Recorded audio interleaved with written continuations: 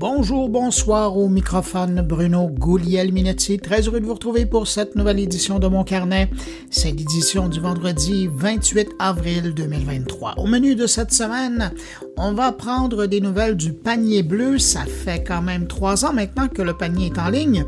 On va parler de la nouvelle application mobile du Journal de Montréal et on va parler également d'un centre d'essai de voitures électriques qui vient d'ouvrir à Québec. Et puis, il y a aussi mes amis, mes collègues. Il y a Thierry Weber qui nous parle de vie éternelle, du moins numérique. Stéphane Ricoul parle de philosophie et de numérique. Et Jean-François Poulin va nous démontrer une fois de plus l'importance du UX avec son invité Lionel David Guillaume. Alors voilà pour le menu de cette édition, mais juste avant de commencer, vous me permettez de saluer 5 auditeurs de Mon Carnet. Salutations toutes particulières cette semaine à Marc Fizet, Catherine Bohémier, Jean-Charles Harly, Anne Hudon et Yves Daigle. À vous 5, merci pour votre écoute. Et puis merci à vous, évidemment, que je n'ai pas nommé, mais qui m'écoutez en ce moment, qui m'avez accueilli entre vos deux oreilles. À tous, je vous souhaite une excellente écoute. La tech, on continue. Vous connaissez Radio Mon Carnet ? C'est le meilleur du podcast Mon Carnet, diffusé 24 heures sur 24, 7 jours semaine. Avec plus de 1000 entrevues et chroniques proposées par Bruno Guglielminetti, Jean-François Poulin, Thierry Weber et Stéphane Ricoul. Pour écouter Radio Mon Carnet, c'est simple. Allez sur radiomoncarnet.com ou visitez le blog moncarnet.com.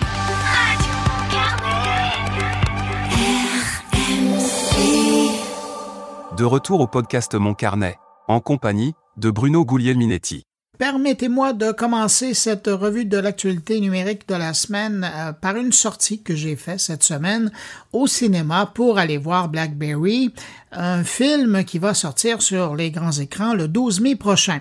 Si vous avez déjà eu un téléphone Blackberry, que vous l'avez aimé, que vous le regrettez encore aujourd'hui, eh bien, vous allez adorer le film. Je pense que c'est le moins que je puisse dire. Le film de Matt Johnson est loin d'un documentaire, même s'il nous permet de revisiter une certaine période pas si lointaine, et pas vraiment une comédie parce que il y a quand même des choses sérieuses dans le film. Pour ce qui est du film et des faits relatés, disons que le réalisateur s'est fait plaisir et que l'histoire est vraie, mais un peu arrangé avec le gars des vues. Mais bon, un film qui aurait présenté de façon réelle la vie quotidienne d'une start-up aurait probablement été d'un ennui mortel à regarder. Alors, on a créé des rebondissements et on a joué avec le temps pour que ça rentre dans 2 heures. Et malgré la caricature un peu grosse des principaux personnages, l'énergie du film, la passion des personnages fait en sorte qu'on embarque. En fait, si vous avez été dans le domaine des startups à la fin des années 90, vous aurez droit à des souvenirs. Pour les plus jeunes, ça sera des fous rires. Le film nous rappelle l'époque où BlackBerry détenait 43% du marché des téléphones et le choc qu'a été l'arrivée de l'iPhone pour Research in Motion. Et je vous préviens, quand vous sortirez de la salle de cinéma, vous serez encore une fois de plus en deuil de votre bon vieux BlackBerry, de son clavier tactile et de sa messagerie encryptée BBM. Vous serez avertis. Après le furteur Edge de Microsoft, c'est au tour d'un second logiciel de navigation web de miser sur l'intelligence artificielle pour aller chercher des parts de marché. Le navigateur web Opera One, qui carbure à l'intelligence artificielle, est désormais accessible à tous après une période de test en version développeur. Opera One annonce une navigation fluide et intuitive avec une interface modulaire et dynamique. Concrètement, ça veut dire que la taille des différents éléments évolue en fonction des actions de l'internaute dans la barre latérale et la barre d'onglet. Des animations et transitions ont été ajoutées pour rendre le tout harmonieux et fluide et ça vous donne un genre d'animation pendant que vous naviguez. Cette nouvelle version a été conçue pour pouvoir accueillir les futures fonctionnalités et les outils qui seront liés à l'intelligence artificielle qui seront ajoutés par la suite. Mais déjà, on peut utiliser la fonctionnalité Tab Islands qui permet de lier automatiquement des onglets au sein d'un groupe thématique. La barre latérale permet également de créer des espaces de travail ou d'accéder rapidement à des services comme Spotify, Deezer, Messenger, WhatsApp et les autres. Le navigateur Opera One intègre également l'intelligence artificielle générative et il est donc possible de demander des choses à ChatGPT ou à ChatGPT Snapchat Sonic directement depuis l'interface du navigateur. Et un fait intéressant, c'est que les demandes et les prompts proposés peuvent même être contextuels en fonction du site web que vous êtes en train de visiter. Opera One devrait remplacer la version classique d'Opera d'ici la fin de l'année sur Windows, sur macOS et sur Linux. Pour le moment, il est possible de télécharger Opera One sur le site officiel et de découvrir ses fonctionnalités innovantes à travers des GIFs explicatifs. Depuis quelques jours, Microsoft a commencé à déployer des outils pour rendre la vie plus facile aux utilisateurs d'iPhone. Si vous utilisez Windows 11, il est maintenant possible d'utiliser le système de messagerie iMessage et de connecter votre iPhone à un PC équipé de Windows 11. Baptisé Mobile Connecté, cette fonctionnalité permet d'utiliser l'iPhone depuis un PC pour passer et prendre des appels, envoyer et recevoir des messages, accéder aux contacts et afficher les notifications iOS sur l'écran du PC. Mais je souligne que pour iMessage, on peut seulement envoyer et recevoir des textos à un contact à la fois, donc les groupes de discussion ne sont pas supportés.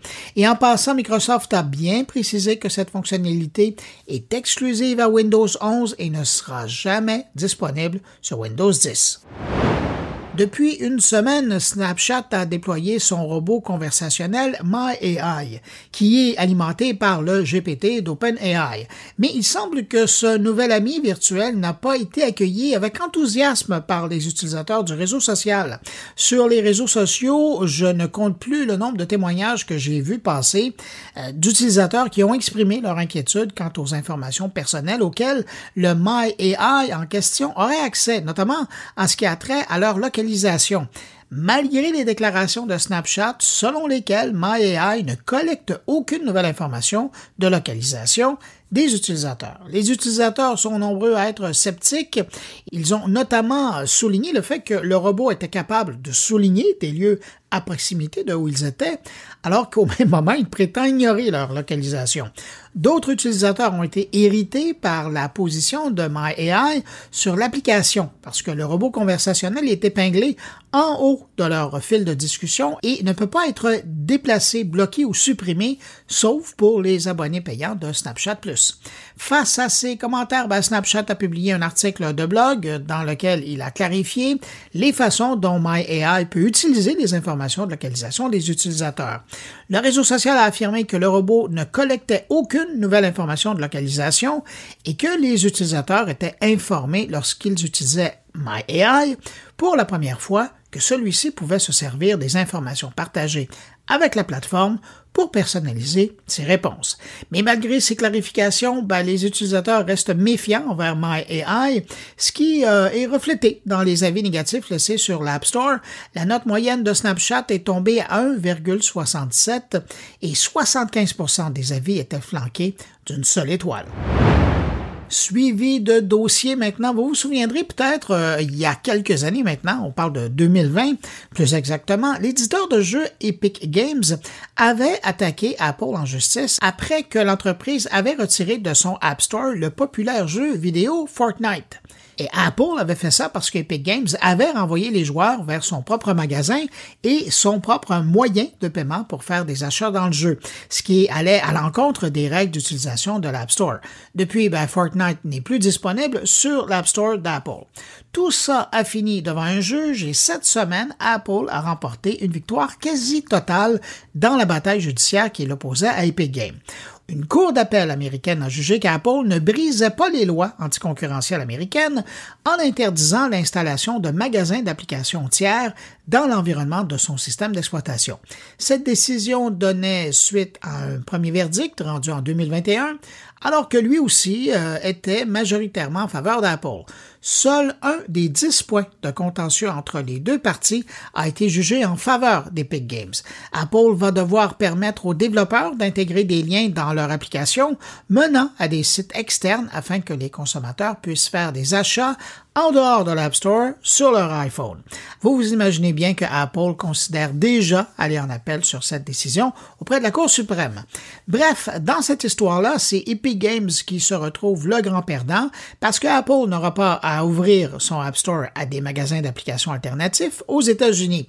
Mais En Europe, ça devrait être une autre histoire parce que là-bas, Apple devrait se plier au Digital Market Act qui oblige l'autorisation à des magasins d'applications tiers sur iOS permettant le téléchargement d'applications en dehors du App Store. On apprenait cette semaine que Meta mise vraiment beaucoup sur l'intelligence artificielle pour sauver son projet de métavers. Bien que certaines déclarations de Mark Zuckerberg aient peut-être semé le doute sur les ambitions de Meta pour le métavers, il a récemment clarifié la situation en affirmant que l'entreprise restait engagée sur ce projet à long terme. Mais quand même, Meta se concentre désormais sur l'intelligence artificielle qu'elle considère comme complémentaire au métavers et développe des fonctionnalités destinées à ces plateformes. Les premières innovations devaient être déployées avant la fin de l'année. L'intelligence artificielle sera également indispensable au fonctionnement des futures lunettes de réalité augmentée de Meta, attendues l'année prochaine, qui sont essentielles à la stratégie de l'entreprise pour attirer plus d'utilisateurs dans ces mondes numériques. L'Internet Archive perd son procès contre Hachette. Après une semaine de procès, la justice américaine a donné raison à 4 éditeurs, dont Hachette, qui est le meneur dans cette affaire, contre Internet Archive, qui a numérisé des millions de livres, y compris 3,6 millions, soumis aux droits d'auteur afin de les rendre disponibles pour emprunt sur Internet. Le conflit opposait les éditeurs Hachette, HarperCollins, Wiley et Penguins à l'organisation à but non lucratif Internet Archive, qui a pour mission, je vous le rappelle, de fournir un accès universel à toutes les connaissances de notre monde. En 2020, les 4 éditeurs ont intenté une action en justice devant les tribunaux américains contre l'organisation et voici que cette semaine, on a le dénouement. Bien qu'Internet Archive se voit comme une bibliothèque en ligne et considère utiliser le Fair Use dans ce dossier, je vous rappelle que le Fair Use, qu'on pourrait traduire par utilisation équitable, est une doctrine juridique américaine qui permet l'utilisation d'œuvres protégées par le droit d'auteur sans l'autorisation du titulaire des droits dans certaines circonstances limitées, telles que la critique, le commentaire, l'enseignement, la recherche et les reportages d'actualité. Mais la justice américaine a expliqué dans un document de 47 pages pourquoi elle n'estime pas que ce prêt de livres numériques puisse être considéré comme entrant dans le principe du Fair Use. Internet Archive aurait jusqu'à maintenant numérisé plus de 37 millions de livres, dont 3,7 millions sur copyright, pour les rendre disponibles en accès illimité, appelant cette opération la National Emergency Library. Le jugement s'intéressait, lui, à ces 3,6 millions de livres, dont 33 titres sont des livres du catalogue des 4 éditeurs plaignants. C'est le 5 avril 2020, donc il y a 3 ans, que le panier bleu apparaissait sur le web québécois. À l'époque, le gouvernement Legault l'annonçait comme une planche de salut pour les commerçants québécois qui devaient se tourner vers l'Internet pour espérer survivre à la pandémie qui empêchait leur clientèle de les fréquenter. Depuis, le panier bleu est passé d'une initiative à but non lucratif pour promouvoir l'achat auprès des marchands québécois à une place de marché privée, transactionnelle, qui rivalise avec les autres, notamment Amazon. Pour prendre des nouvelles du panier bleu, 3 ans plus tard, je vous propose une rencontre avec Alain Dumas. Il est l'initiateur du projet et toujours PDG du panier bleu. Bonjour Alain Dumas. Bonjour. Alain, d'abord, bon 3e anniversaire. Merci, c'est très gentil. Mais disons qu'il y a un anniversaire séparé en 2 blocs. Il y a un anniversaire au BNL et un anniversaire privé. Ouais, on va dire bon 3e anniversaire à Panier Bleu. Parfait. La marque, parce que le mandat a changé. Mais je suis curieux, justement, puis ça m'amène à ma prochaine question. Il y a 3 ans, là, quand vous avez parti ça, le Panier Bleu, aviez-vous l'impression ou aviez-vous dans vos folles pensées un jour l'idée que 3 ans plus tard, vous seriez rendu où vous êtes maintenant? Non, en fait, il faut le savoir, là, quand ça a été lancé en avril 2020, la seule ambition qu'on avait, c'était de créer un OBNL temporaire qui avait pour objet vraiment de faire la promotion de l'achat local. C'était même pas en relation avec le fait de faire un site web, c'était vraiment de voyager le message aux consommateurs qu'il fallait encourager localement et de proximité. C'est pour ça qu'on avait choisi comme tactique d'inviter les gens à venir inscrire leur commerce qui sentaient qu'ils avaient besoin d'aide sur notre site. C'est de là qu'est venue l'idée tout simplement du catalogue de commerçants. Et donc, c'est ça, au départ, c'était un énorme répertoire des forces vives commerciales du Québec en ligne. Oui, effectivement. Mais à partir de quel moment vous vous êtes dit ça vaudrait la peine de faire plus? Qu'est-ce qui vous a Ah, amené à ce changement? on est parti d'un catalogue de produits, en fait, un catalogue de commerçants. On avait environ 20 000 commerçants sur la plateforme. Et c'était très limité parce que dans le fond, l'idée, c'était d'avoir une impulsion du consommateur pour venir enregistrer son commerce, puis par le fait même l'encourager. Après ça, ce qu'on a fait, c'est qu'on a travaillé avec Lightspeed qui nous a donné un peu les clés de comment réussir à synchroniser les catalogues de plusieurs commerçants au Québec. Ce qu'on a fait, c'est que, mauvaise expression, on a sniffé tous les catalogues qu'il y avait au Québec. Fait qu'on s'est retrouvé avec un catalogue de 2 millions de produits pour 2800 commerçants au Québec. Et le but encore là, c'était juste de dire aux gens, si vous voulez venir dans notre catalogue, vous faites des recherches, vous allez arriver sur un produit qui peut vous intéresser, puis après ça, vous en allez chez le commerçant. Donc, un agrégateur de contenu, dans le fond. Exactement. On ne gérait pas un peu un Google Shopping, si on veut, mais gratuit. Et fait que ça a été la deuxième initiative qu'on a faite. Quand on a fait cette initiative-là, on a mis certaines options, comme par exemple, donnez-moi un magasin à proximité de chez moi, des choses comme ça. Puis on a commencé à voir l'intérêt des gens pour magasiner. Et il y a beaucoup de gens qui nous ont dit, c'est plate qu'on ne puisse pas faire notre panier directement dans le panier bleu, etc. Et on a eu le bye-bye, d'ailleurs, qui a dit qu'un panier, c'était fait pour mettre quelque chose dedans, comme si on ne le savait pas. Et toujours est-il, et à ce moment-là, le gouvernement nous a dit, on aimerait ça aller plus loin, on aimerait ça faire des chantiers sur l'avenir du commerce de détail. Fait qu'on a organisé des chantiers, il y avait 8 chantiers différents là, de mémoire, chaque chantier avait un groupe de travail de 10 personnes, des présidents souvent d'entreprises dans le domaine, soit de logistique, de marketing et autres, avec des commerçants toujours à bord et des gens du panier bleu et des gens aussi qui étaient invités là, d'universités, etc. À partir de ça, on a fait un grand travail et on a émis à la fin ce que je pourrais appeler des recommandations. Et les recommandations ont été lues par le gouvernement et c'est là que le gouvernement a dit, on pense qu'il y a 4 choses on pourrait peut-être aider. 1, la transformation numérique des entreprises. C'est là qu'ils sont allés vers l'Association québécoise des technologies avec le programme Mon commerce en ligne. Ils ont dit aussi, il faut faire quelque chose pour la logistique. Fait qu'ils ont commencé à travailler et aider les groupes comme Cargo Montréal, etc. Ils ont dit, les gens veulent avoir une reconnaissance de la marque Québec. Donc, ils ont décidé de créer un OBNL qui était produit du Québec. Et finalement, ils nous ont demandé, est-ce qu'il y a une valeur, est-ce qu'il est pensable de faire une place de marché de commerçants québécois? Ce qu'on a fait, c'est qu'on est allé chercher 2 investisseurs avec nous, Desjardins et la Banque nationale. Et ce qu'ils ont fait, c'est qu'ils ont mis de l'argent pour qu'on puisse faire, pendant tout l'été 2021, on a fait des travaux avec des entreprises comme Adviso, LG2, etc., pour définir le concept de la place de marché. Et par la suite, on a déposé un rapport à Desjardins et à la Banque nationale et au gouvernement. Et ensemble, ils ont décidé de trouver du financement. La Banque nationale n'a pas décidé de rester, mais Desjardins et le gouvernement ont décidé et on a trouvé d'autres partenaires. On a fait un montage financier et là, on a décidé de faire la place de marché. Ce qui m'amène au fait que la place de marché n'est pas la solution. La solution, c'est de travailler sur ces différents aspects-là, mais quand quelque part, on travaille dans le même univers. C'est pour ça que depuis le début, nous autres, ce qu'on dit, c'est de créer un univers québécois du commerce de détail. Et on le sait très bien que, par exemple, la logistique, c'est un des bloquants majeurs du commerce de détail, puis on travaille en ce moment avec des 3PL, etc., etc., etc. Donc, ça fait un court résumé là, de ce qui nous a amené à créer une place de marché. Et puis, la place de marché qu'on connaît aujourd'hui, elle existe depuis quand? Oh, la place de marché, on l'a ouverte au mois de juin 2022, mais ce qu'on appelait la famille et amis. Ouais. On a juste invité quelques personnes à faire des transactions. Il y avait très peu de commerçants à l'époque. Je pense qu'il y avait 40 commerçants. Et c'était juste pour voir si tout fonctionnait. Quand on a eu le sentiment que ça fonctionnait, et on s'est dit, c'est comme une œuvre d'art. À un moment donné, il faut se lancer. Il n'y a pas le choix, il faut la montrer au public. Fait qu'on on a ouvert la place vraiment au public au mois d'octobre. On l'a ouvert sous forme bêta, tout simplement parce qu'on sentait pas qu'on avait la masse critique au niveau des produits.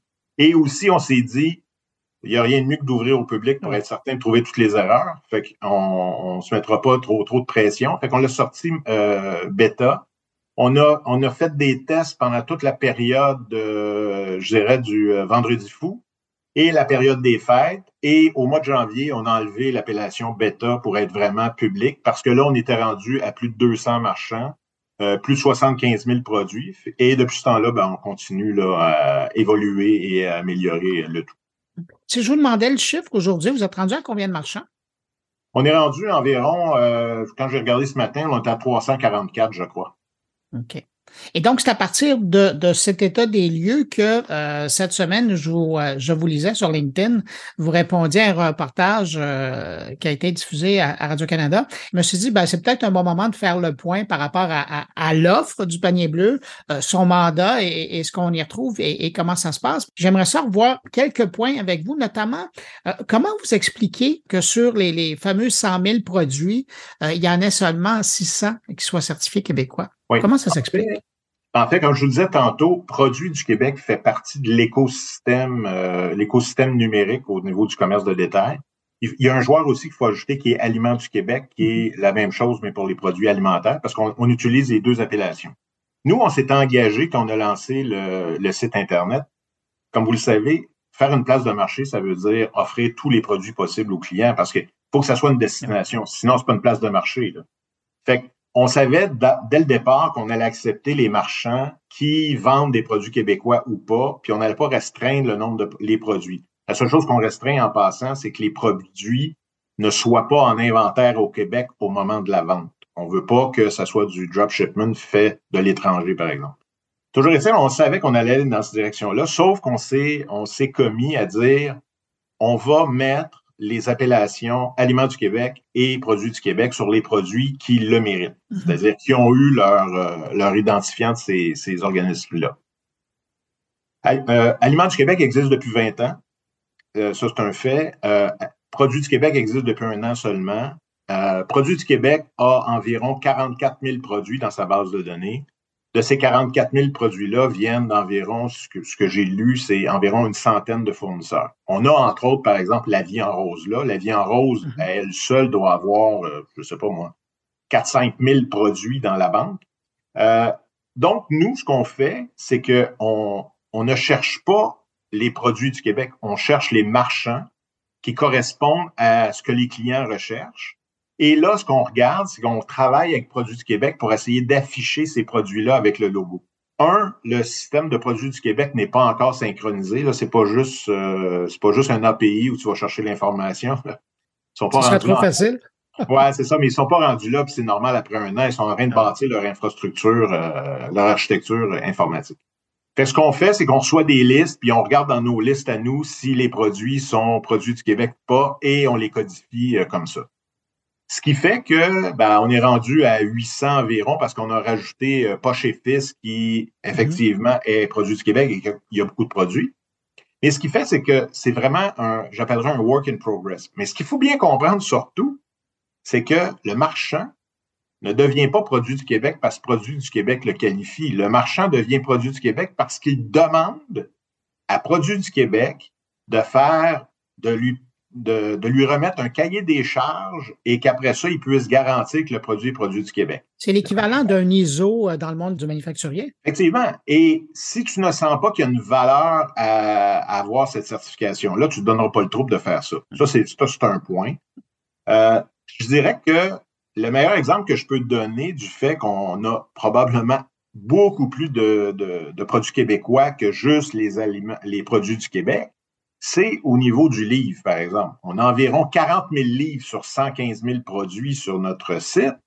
De ces 40 000 livres-là, il n'y a aucun éditeur qui est allé chercher la certification Produits du Québec. Ce qui fait que je suis pas mal certain qu'un Michel Tremblay, ça doit, à la rigueur, avoir été conçu au Québec, à moins qu'il l'ait écrit en Floride, mais il a été écrit au Québec. Donc, normalement, c'est un produit québécois. Fait que nous, ce qu'on fait, c'est qu'on affiche seulement les produits qui ont le droit à la certification. Et la dernière chose dans laquelle on veut aller, c'est de devenir, nous, des certificateurs basés sur le vent en disant, ben oui, la petite madame, elle doit être au Québec, on va y mettre son produit du Québec. On veut pas rentrer là-dedans. Nous, on veut avoir une certification qui est crédible, qui a été faite de la bonne façon. Donc, c'est ce qui occasionne le fait qu'on n'a pas plus de produits que ça. Nous. Comment vous répondez aux critiques qui reviennent sur le fait que vous n'auriez pas atteint votre objectif initial de regrouper des produits québécois sur votre plateforme? Ben, en fait, je dirais que, ce qui est un peu drôle, c'est que les gens sont restés sous l'impression que l'OBNL était là pour pousser les produits québécois. Quand non, notre mission a toujours été les commerçants. Vous savez, en pleine pandémie, ça aurait été un peu gênant de dire aux commerçants qui avaient de la misère à arriver, de dire « Ah, toi, tu vas en passer de produits québécois, on t'aidera pas. » Fait que, sinon, c'était pas le mindset, c'était d'aider. Je sais que ce qui est arrivé à un moment donné, c'est que M. Legault et Fitzgibbon, quand ils ont annoncé la création du panier bleu, ils ont dit ce qu'on veut, c'est vendre plus de produits québécois.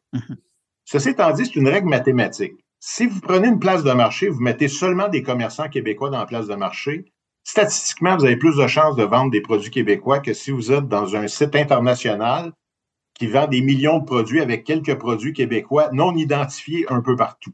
La seule chose, c'est que les gens ont retenu que notre mission, c'était de vendre des produits québécois. Je reviens sur un point parce que là, on parlait des produits québécois, mais de l'autre côté, il y a des gens qui vous disent, mais comment ça qu'on retrouve des milliers de produits chinois? Et j'aimais bien aussi votre exemple de dire, oui, mais il y a aussi des pâtes italiennes qu'on retrouve ça dans le panier bleu. Comment ça s'explique, ça? Ben, en fait, ça s'explique pour plusieurs raisons. Comme je vous disais précédemment, une place de marché, c'est la force d'un Amazon. Puis on ne veut pas se comparer à Amazon parce qu'on ne sera jamais à Amazon, là, puis on le sait, là, on est modeste là, à travers ça. La seule raison qui fait qu'une place de marché est une destination, c'est que tu sais que tu vas aller là et tu vas trouver ce que tu cherches. Si tu ne trouves pas ce que tu cherches, c'est pas une place de marché valable pour toi, tu as besoin d'avoir une profondeur de produit énorme. Il y a des catégories où le produit du Québec n'existe à peu près pas. L'électronique, c'est le meilleur exemple. Moi, je préfère un téléviseur qui se vend à la clé de sol qu'un téléviseur qui se vend sur Amazon. Il y a un impact économique québécois direct. Donc, pour nous, c'était important que ces produits soient là. Et peut-être surprise auprès des consommateurs et des différents chroniqueurs du Québec, entrez dans n'importe quel commerce où vous allez, cherchez où est-ce qu'il est écrit « Produits du Québec », vous allez vous rendre compte qu'il n'y en a pas tant que ça. Moi, je viens du domaine de l'alimentation. Le domaine de l'alimentation est probablement le domaine où il y a le plus de produits québécois parce que c'est issu de l'agriculture, de la transformation, etc. Et même ça, ils se battent pour prendre le plus de parts de marché possible. Et il y a des catégories où les produits québécois n'existent à peu près pas. Et je peux pas dire aux clients, ah, ben ça, c'est parce que tu cherches un produit qui n'existe pas au Québec. Fait que, vu qu'il n'existe pas de télé, tu devrais peut-être acheter 3 bougies. Je pense que ça serait pas très sérieux. C'est pour ça, donc, on est obligé d'avoir une profondeur de produits qui nous oblige à avoir des produits étrangers. La croissance du panier bleu, évidemment, passe par l'arrivée de nouveaux marchands. Comment ça se passe, l'arrivée de nouveaux marchands? Est-ce que vous avez une stratégie maintenant que vous avez atteint quand même une certaine maturité, là? Est-ce que vous avez changé, modifié les approches pour faciliter l'arrivée l'amarrage des cybermarchands dans votre univers?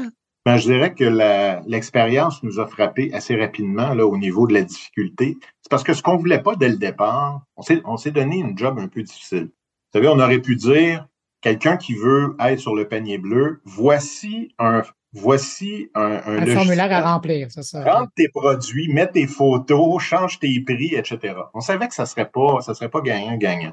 Parce qu'on a décidé dès le départ, c'est d'essayer de trouver une façon de permettre de synchroniser les solutions que les marchands avaient à la solution du panier bleu pour qu'ils aillent seulement à travailler, eux, dans une seule solution. Certaines solutions ont été faciles à travailler, pour ne pas la nommer Shopify, a été très facile parce que c'est une solution qui est très répandue au niveau des commerçants. Puis deuxièmement, c'est une solution avec laquelle il y a des outils de synchronisation assez simples. Parce que ça nous a permis donc de faire ça. Et on le fait aussi en partie avec WooCommerce. On le travaille avec Magento, etc. Et on travaille aussi sur une plateforme interne pour le commerçant qui voudrait, par exemple, être seulement sur panier bleu. On est en train de la développer. Ça devrait être en ligne à partir du mois de juin environ. Fait que ça, c'est pour permettre d'accélérer le fait de la venue des commerçants. En contrepartie, de l'idéation à la réalisation, ça a quand même pris du temps. Je vous dirais que Shopify, on est à peu près à 98% de synchronisation, ce qui fait que c'est assez simple. Le marchand reçoit sa commande dans son Shopify. Puis ce qu'il reçoit, c'est un message disant le panier bleu vous a envoyé une commande avec les coordonnées du client. Fait que pour lui, c'est transparent. C'est comme s'il recevait une commande normale.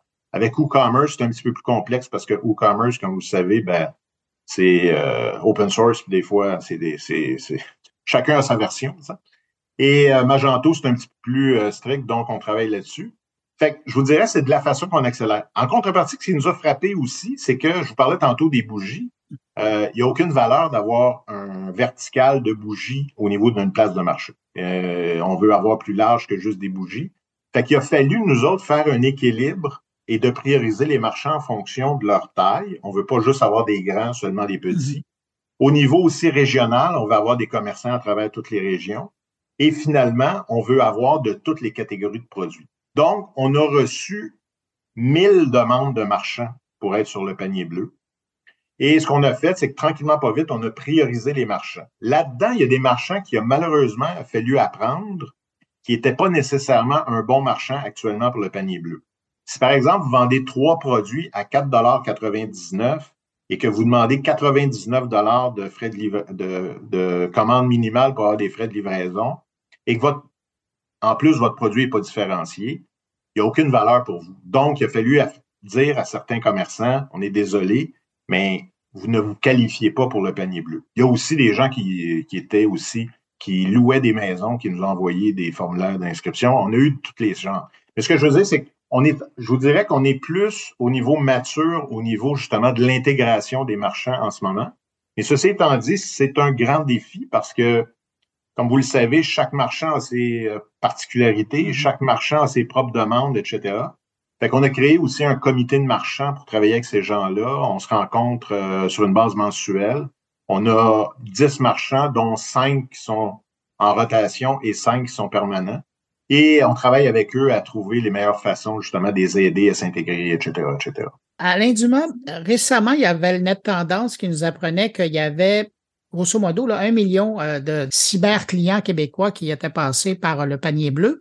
Comment vous faites pour attirer les autres supermarchands? Parce qu'on se rend compte qu'il y en a pas mal de Québécois qui achètent sur Internet. Comment on fait pour les inviter, dans certains cas, à revenir? Parce que je me souviens, à l'époque, quand vous aviez ouvert vos portes il y a 3 ans, là, vous aviez eu quelque chose comme 2,5 millions, quasiment 3 millions de visiteurs seulement la première journée.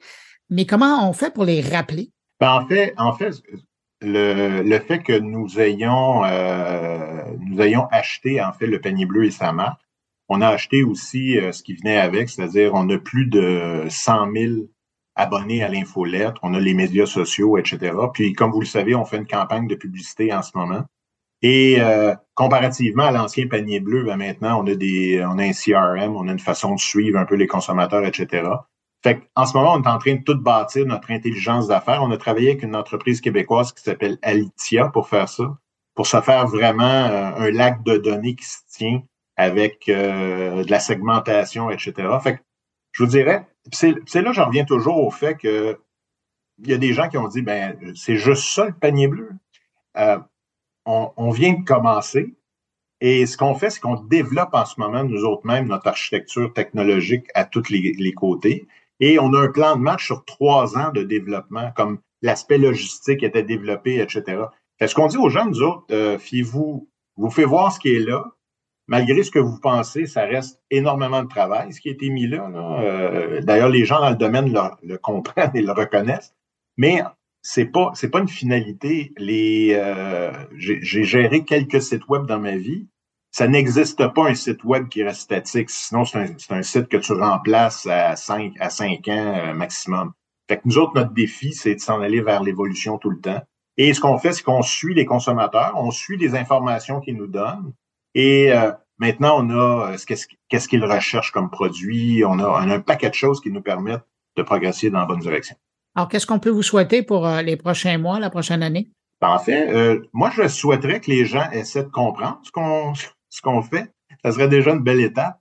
Non, mais sérieusement, ce qu'on espère, nous, tout simplement, c'est que les gens nous suivent, qu'ils viennent voir nos avancées, qu'ils viennent voir. Vous savez, il y a une chose qu'on ne dit pas assez, c'est que quand vous achetez sur le panier bleu, vous achetez chez un commerçant québécois, il y a beaucoup de gens qui disent « Ouais, mais c'est quoi la différence d'aller chez Amazon? » La différence est simple. C'est que l'argent va rester au Québec. Puis même si c'est un marchand québécois sur Amazon, Amazon en prend une partie. Là. Amazon ne fait pas ça gratuitement. C'est pas encore un organe du gouvernement. D'ailleurs, les gouvernements courent après, c'est pas pour rien. Fait que moi, ce que je dis, c'est suivez-nous, puis donnez-vous la peine de regarder les marchands qu'il y a là. Vous allez faire des belles découvertes. Puis encourager le panier bleu, c'est encourager l'économie du Québec, puis encourager les commerçants du Québec. Voilà, c'est un beau message sur lequel on va terminer. Alain Dumas, PDG de la place de marché Panier Bleu, merci d'avoir pris de votre temps pour répondre à mes questions. Ça fait plaisir, merci pour l'invitation.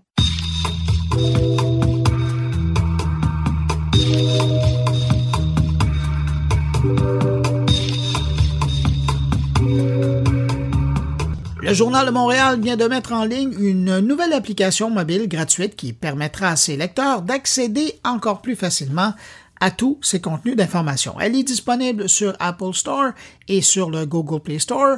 Pour en savoir un brin plus sur l'application et cette nouvelle offensive de Québécois sur le mobile, on retrouve Charles Trahan, directeur de la création éditoriale chez Numérique. Il est en charge du développement des contenus journalistiques enrichis, autant en format audio qu'en infographie ou en visualisation des données. Bonjour Charles Trahan. Allô Bruno. Charles, est-ce que c'est la première fois que le Journal de Montréal a une application mobile? Ils ont eu à l'époque l'application J5, qui est une application qui a existé pendant un bon nombre d'années, qui avait ses adeptes lecteurs et lectrices qui l'appréciaient beaucoup. Ça a fait une pause avec l'arrivée de Cube. Et là, maintenant, avec l'application du Journal de Montréal et l'application du Journal de Québec, parce qu'il y a deux applications distinctes. Donc, l'application est remise un peu de l'avant, effectivement. Okay. Et qu'on règle la question, parce que c'est sûrement dans la tête des gens, la différence entre l'application du Journal de Montréal et le Journal de Québec, c'est essentiellement la localisation des textes? Exactement. Donc, il y a des contenus qui seront, comme pour les éditions papier, il y a des contenus qui se retrouvent dans le Journal de Québec, il y a d'autres contenus qui se retrouvent dans le Journal de Montréal. La majorité des contenus se retrouvent dans les deux.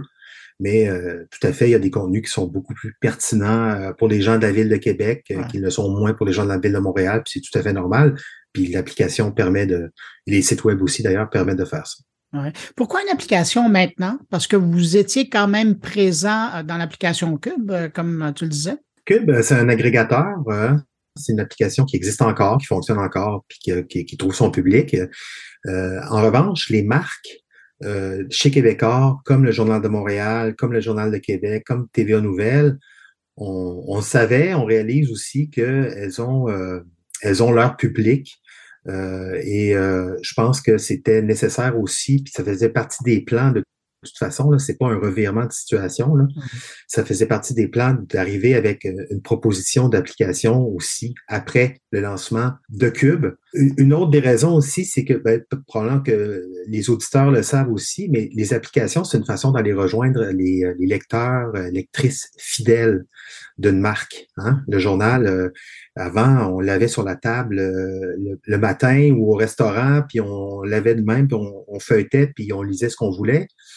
Aujourd'hui, c'est un peu les réseaux sociaux qui avaient pris cette place-là, puis l'idée d'avoir une application pour les gens qui se retrouvent puis qui veulent s'engager un peu plus avec nos services d'information, ben, ils le font grâce à l'application. Fait que c'est vraiment quelque chose qui s'adresse à nos lecteurs les plus fans, les hardcore comme on appelle, mais à tout le monde aussi, évidemment, là, c'est pour tous, mais l'application apporte quelque chose qui permet aussi à nos lecteurs de recevoir des services un peu plus personnalisés. Quand on voit des applications mobiles sortir pour les quotidiens, on se pose toujours la question, est-ce que c'est l'entièreté du journal qu'on retrouve? Il y a des choses qui vivent moins bien sur le numérique. Hein. Je pense qu'il y a des contenus qui sont encore aujourd'hui dans le journal en papier qui ne se retrouvaient pas sur le site Internet. Mais c'est pareil pour l'application. Mais grosso modo, la majeure partie des contenus se retrouvent sur l'application. Pourquoi? Ben, c'est que depuis un an, même pas, 6 mois au Journal de Montréal, on a amorcé une grande transition du travail, du flux de travail des équipes de production, de la rédaction. Ça veut dire quoi, ça? Ça veut dire qu'avant, l'heure de tomber, c'était autour de 21h, 21h30 pour permettre aux gens de monter les maquettes, d'envoyer ça à l'impression, les camions qui partent la nuit, qui vont livrer les journaux partout au Québec. avec le web, c'est plus ce problème-là qu'on a avec le web. Les gens qui sont là le matin, sont là le midi, sont là en fin de journée, sont là le soir. Comment est-ce qu'on organise le flot de travail pour avoir comme première destination, on va dire prioritaire, de nos contenus, le numérique. Et donc, on a recommencé à travailler en fonction de ça. Puis, il ne faut pas oublier aussi qu'un journal tabloïd, on l'ouvre en deux. Puis, on a plusieurs points d'accroche pour les yeux. On peut avoir un grand dossier sur 2 pages, on peut lire ce qu'on veut, une petite colonne à gauche, un plus grand encadré et tout, alors que sur une application, sur un téléphone mobile, ça commence en haut, puis on descend jusqu'en bas. Donc, il faut garder l'intérêt. La rédaction des textes ne nécessite pas le même genre d'effort, puis on n'écrit pas un article pour le papier de la même façon qu'on fait pour le web.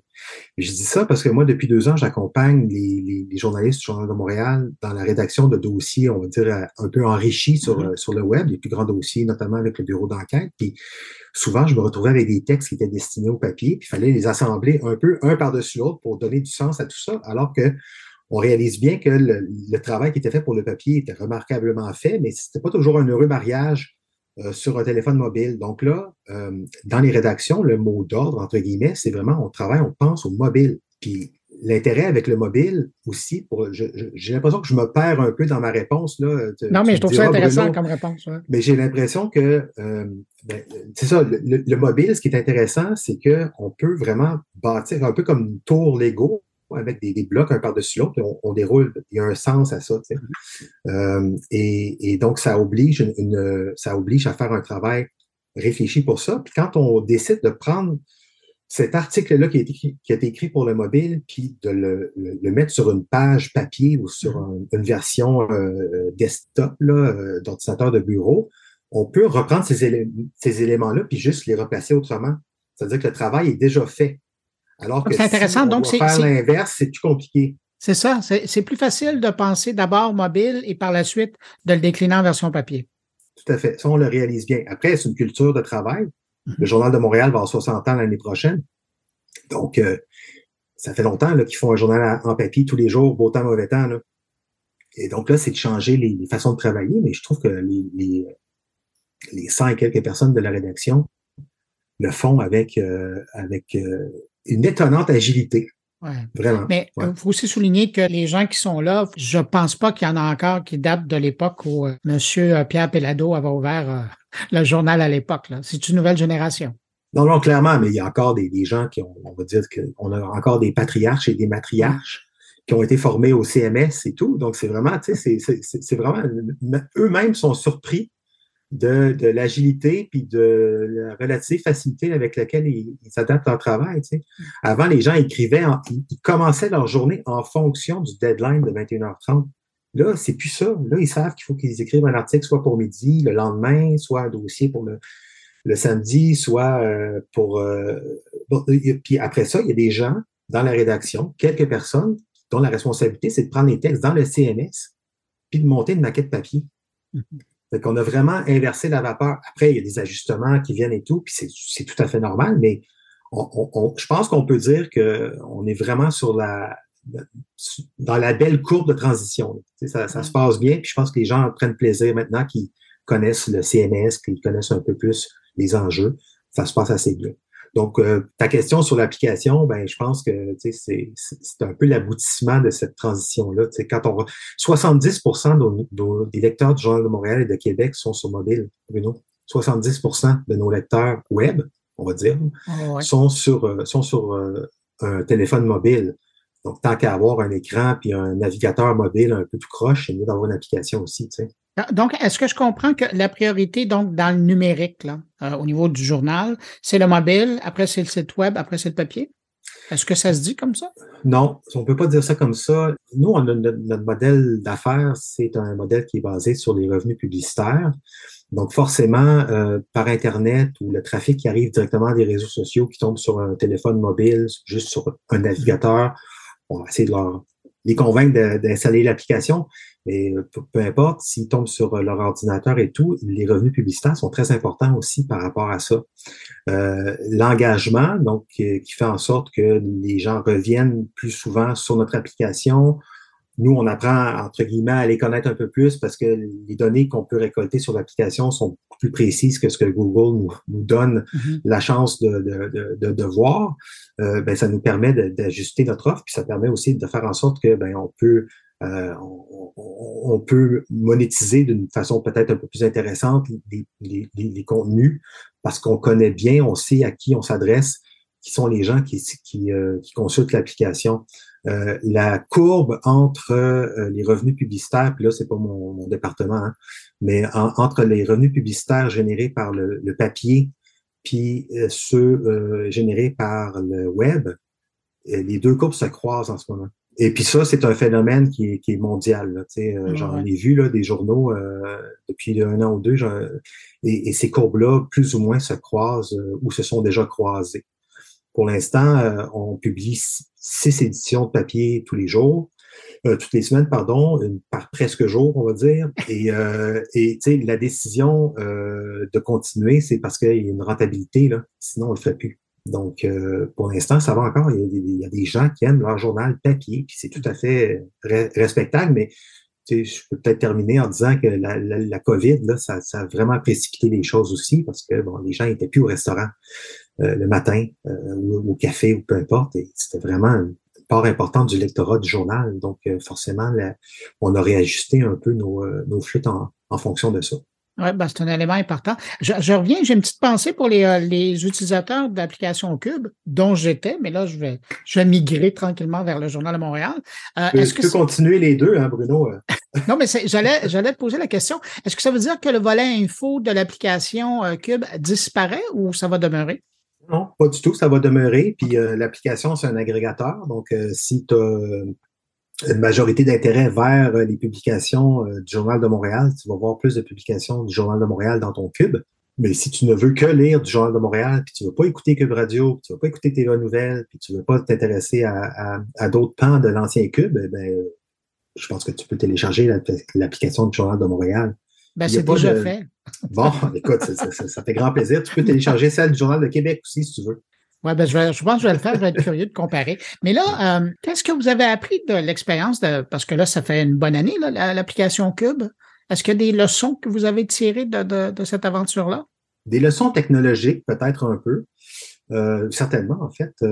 Avant, chez Québécois, on avait vraiment je dirais pas un fouillis de serveurs, mais on avait toutes sortes de capacités de stockage de nos fichiers audio, vidéo, nos textes, différents CMS, donc des formulaires pour mettre à jour nos sites web, les magazines, les stations télé, la radio, le journal. On avait tous des systèmes différents. Puis le grand chantier de Cube, c'est pas un agrégateur de contenu. Oui, c'est intéressant, mais ce qui est vraiment le plus intéressant, c'est l'harmonisation technologique qui a été faite autour de ça.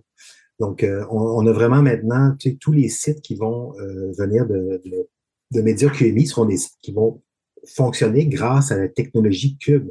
C'est le cas pour les applications du Journal de Montréal et de Québec. On fonctionne Donc, ça faisait partie de la transformation numérique de l'entreprise. Ah, clairement. OK. Clairement, parce que d'une part, technologiquement, c'est plus facile quand on peut harmoniser un peu les processus, puis de pouvoir projeter des extraits vidéo d'une application à l'autre sans faire des conversions de fichiers, puis ça peut être vraiment, vraiment laborieux.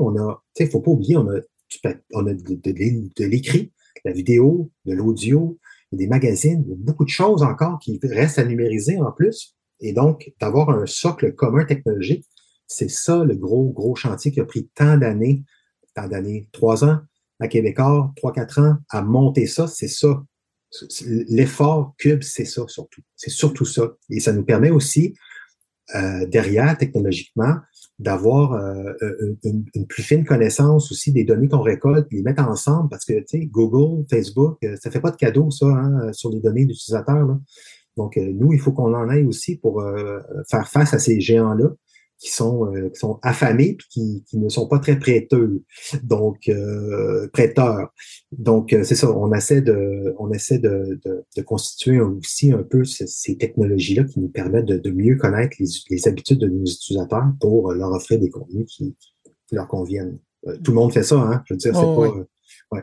Mais donc, les data lakes, puis la collecte de données, puis la façon de les utiliser pour offrir un service plus personnalisé, plus intéressant, ben ça, c'est la technologie qu'on a développée permet ça aussi, de toute évidence. Ouais. Charles, tu l'as abordé, puis je vais y revenir en terminant. La question se pose. Justement, tu le mentionnais, la pandémie, ça a été difficile pour la plupart des médias imprimés, justement, parce que les gens étaient moins dans les restaurants, dans les lieux publics où ils consommaient, ou tout simplement dans le transport, où ils consommaient leur quotidien papier. Bon nombre de médias ont utilisé cette raison-là pour diminuer l'impression de leurs journaux. Ça a été le cas pour vous. Là. Il y a une édition qui a sauté. Normalement, c'était 7, vous êtes passé à 6.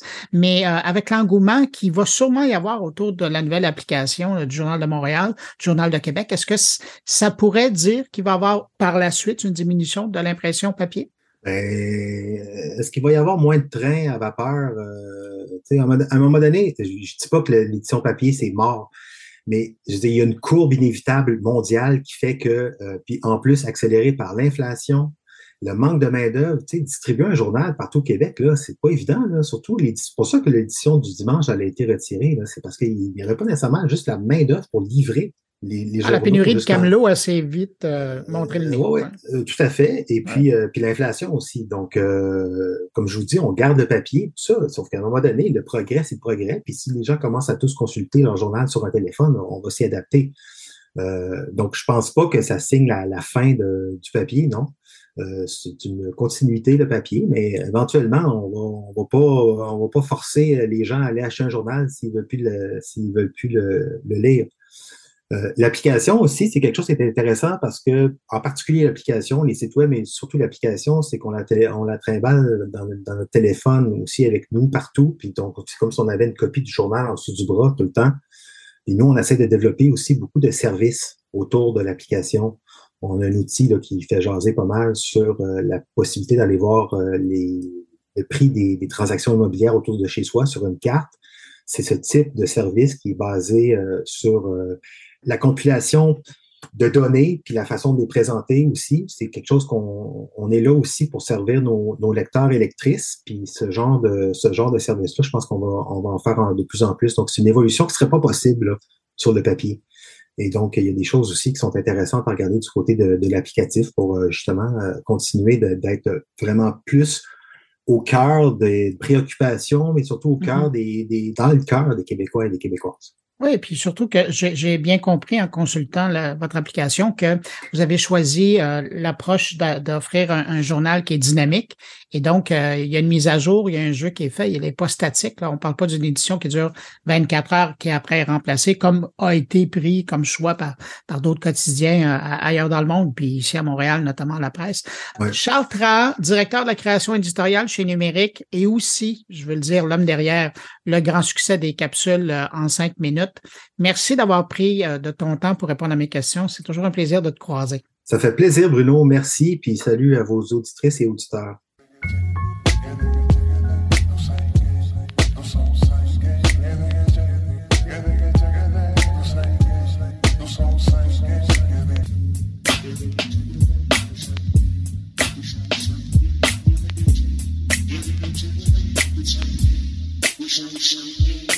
On parle de voitures maintenant, mais de voitures électriques plus précisément. Depuis le 17 avril, les gens de la grande région de Québec bénéficient d'un centre d'essai de voitures électriques.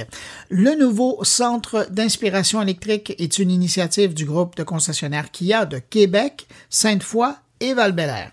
Je voulais en parler parce que je trouve ça intéressant de voir apparaître un centre d'information et d'essais routiers qui est destiné comme ça à mettre entre les mains des consommateurs de vrais véhicules électriques pour tester leur conduite avant l'achat. Ça semble bizarre à dire, mais beaucoup de gens commandent des véhicules électriques aujourd'hui sans même les avoir essayés parce qu'il n'y en a tout simplement pas assez sur le marché.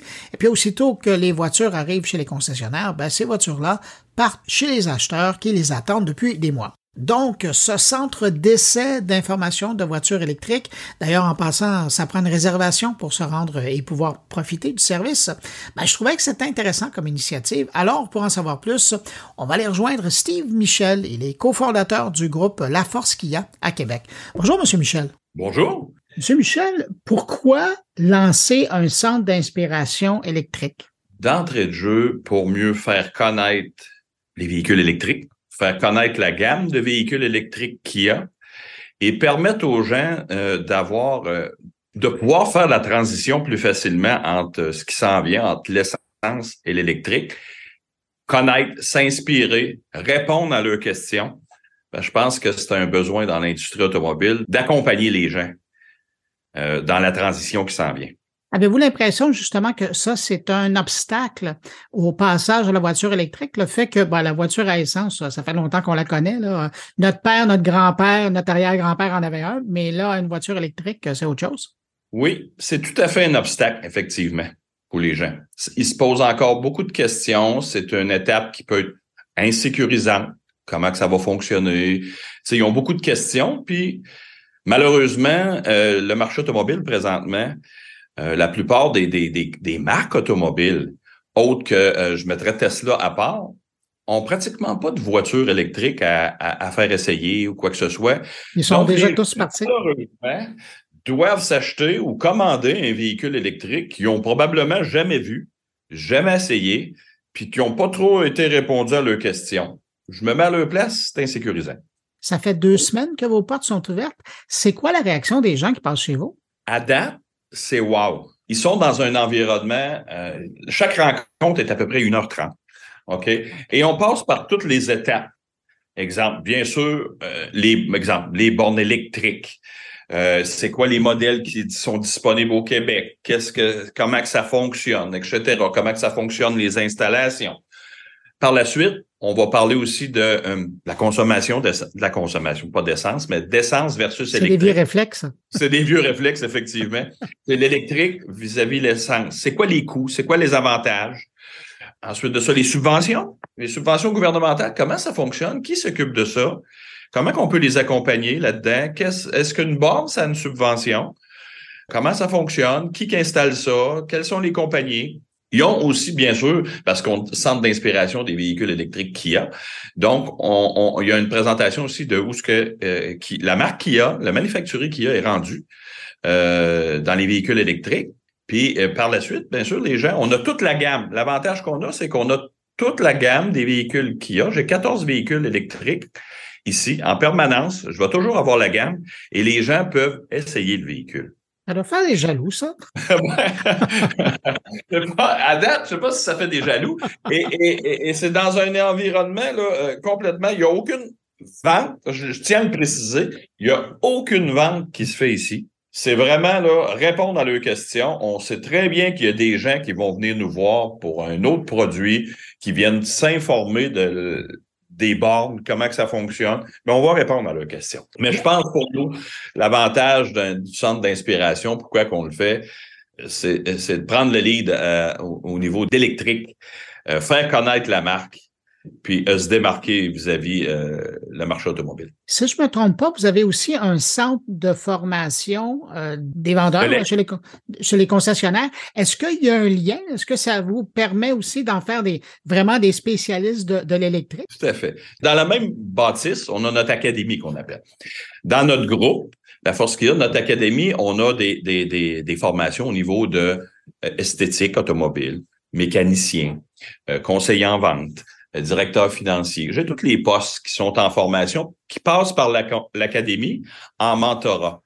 Fait que, tu sais, quelqu'un qui veut être formé pour être mécanicien va venir travailler à l'académie, va être accompagné par des mécaniciens chevronnés et va ensuite évoluer, puis à un moment donné, il va être transféré dans les concessions automobiles. Effectivement, le centre d'inspiration électrique, les personnes qui travaillent en charge sont des spécialistes, mais toutes nos équipes de vente et les nouveaux conseillers en vente dans le futur qui vont être embauchés pour nos concessions vont devoir passer en stage au centre d'inspiration pour donner de l'expertise à nos gens dans les concessions. Parce que ça, c'est un reproche. T'sais, on a regardé tout ce que les gens se posaient comme question, puis le reproche des gens, c'est la non-connaissance des conseillers en vente. Ils arrivent chez un concessionnaire, le manque d'intérêt. Ton véhicule va arriver dans un an et demi, 1 an, 2 ans, puis ils peuvent pas trop répondre à leurs questions. Fait on va se servir de notre centre d'inspiration pour former tout notre monde à l'interne pour être encore plus compétents quand les gens, à l'intérieur des concessions, vont vouloir s'acheter ou se commander un véhicule électrique. Puisque vous le mentionnez, et puis je pense que ça intéresse beaucoup de mes auditeurs, vous mentionnez la livraison de la voiture. Est-ce que c'est encore le problème au niveau de la voiture électrique, là, au niveau de la demande? Parce qu'il y a énormément de demandes. Au niveau de la livraison, qu'est-ce que vous avez comme calendrier? Un calendrier entre 4-5 mois à 18 mois d'attente, effectivement. Oui, la réponse, c'est oui, malheureusement. C'est encore un problème. Ils travaillent là-dessus. Ils sont en amélioration. Je prends Kia, ils bâtissent une usine en Georgie présentement qui va fabriquer des véhicules électriques seulement pour l'Amérique du Nord. Elle est en construction. Ils augmentent les productions. Ils enlèvent certains modèles à essence des usines pour mettre des lignes de véhicules électriques. Mais la demande est tellement forte. Ils ont encore de la difficulté. T'sais. Par contre, on prévoit, exemple, cette année chez Kia, tous les manufacturiers, nos ventes, 15% de nos ventes vont être des véhicules électriques. L'année prochaine, on monte à 25%. Et on y va dans le temps, là. Et les gens qui viennent vous voir au centre d'inspiration, leur principale question par rapport à la voiture électrique, qu'est-ce que c'est? Je vous dirais que c'est vraiment la différence, les consommations d'essence. Pas d'essence, mais d'électrique versus l'essence. Oui. C'est aussi l'hiver, l'autonomie. C'est aussi les trajets, le réseau des bornes. Si je dois faire un long trajet, comment ça fonctionne. Puis, la principale chose, l'essai routier. Hey, moi, je suis dans l'automobile, là, on reste surpris. Je conduis un véhicule électrique. Mais il y a tellement de gens qui n'ont jamais eu la chance de conduire un véhicule électrique, qui sont pas capables de conduire un véhicule électrique. Parce qu'il n'y en a pas à faire essayer, ils n'ont pas, personne n'en a. Fait que juste essayer un véhicule, les gens disent, on s'attend, nous autres, on est tellement habitués là-dedans, mais il y a plein de gens. C'est d'essayer le véhicule qu'ils regardent ou conduire, l'accélération des véhicules électriques, tout le monde en a parlé, mais ils n'ont jamais eu le feeling de le conduire. Puis c'est vraiment ce qui fait. Moi, je me mets à leur place, puis tu vas acheter un véhicule électrique, puis tu n'as jamais eu la chance de conduire un véhicule électrique, tu n'as pas vu ton auto, tu n'as pas eu la chance de l'essayer. Ouais. Le marché comme ça, je le comprends, mais c'est pas évident. Ça fait un gros pari, ça, dans le budget. Oui. Le centre d'inspiration électrique, vous l'avez ouvert à Québec, ça dessert la grande région de Québec, mais est-ce que ça existe ailleurs dans le monde? Est-ce que c'est quelque chose que Kia a développé? Il y en a un autre à Vancouver. Le premier était ouvert à Vancouver, mais il est à l'intérieur. C'est comme une division à l'intérieur d'une concession. On est vraiment Donc, psychologiquement, c'est vraiment différent, vous. C'est voisin de Kia Sainte-Foy. C'est vraiment une bâtisse à part que c'est expressément pour ça. Ça, c'est le premier, effectivement. À l'ouverture officielle, j'ai des délégations de Kia. On va avoir le président de Kia qui est ici avec la délégation de Kia Canada. Mais j'ai été surpris. J'ai des gens de l'Amérique centrale puis l'Amérique du Sud qui viennent voir ça. Avez-vous l'impression que ça va faire des petits, ça? Je pense que oui. Je pense que oui. Tu sais, les gens, c'est ce qu'ils veulent, c'est d'être informés, d'être accompagnés, essayer le véhicule dans un environnement sans pression. C'est souvent la demande des gens. Fait nous autres, peut-être avant-gardistes. C'est peut-être un modèle d'affaires qui va peut-être s'user dans le temps, tu sais, mais qu'on arrive en 2035 où, si tout le monde a de l'inventaire puis qu'ils connaissent ça, ça sera peut-être usé ou on va l'adapter différemment, mais je pense que, en tout cas, je pense que ça devrait faire des petits. Mais de votre part, est-ce que c'est pas répondre aussi à un nouveau reflet de l'approche de consommation et d'être plus transparent, plus ouvert par rapport aux consommateurs? Tout à fait. Tout à fait. On s'est penché beaucoup, moi puis mon partenaire Serge, sur ce que les gens recherchent, ce que les gens demandent, de la transparence, un environnement sans pression, être accompagné, c'est des conseillers. Effectivement. On espère peut-être être le benchmark. Puis avez-vous l'impression que l'arrivée, en tout cas, ou la grande demande par rapport à l'électrique faisait en sorte que ça vous donnait le prétexte pour faire ce geste-là, cette création-là? Parce que vous auriez pu le faire avant dans le traditionnel, dans le véhicule à essence. Oui. C'était le point qui nous permettait de le faire, je pense. Puis, tu sais, l'absence de modèle électrique, le changement de essence à l'électrique qui pose un défi majeur à tous, un questionnement, une habitude. Tu sais, comme vous aviez dit d'entrée de jeu, On est tous habitués d'avoir des autos à moteur thermique depuis des années, des années. On connaît ça. Mais ça, c'est vraiment là, bon, comment ça fonctionne? Puis si je vais à Montréal, je vais-tu me rendre? Puis je vais-tu me charger? Puis où est-ce que je passe? Comment ça fonctionne? Tu sais? Puis je tiens à dire, dans le centre d'inspiration électrique, j'ai un partenariat avec l'AVEC, c'est l'Association des véhicules électriques du Québec.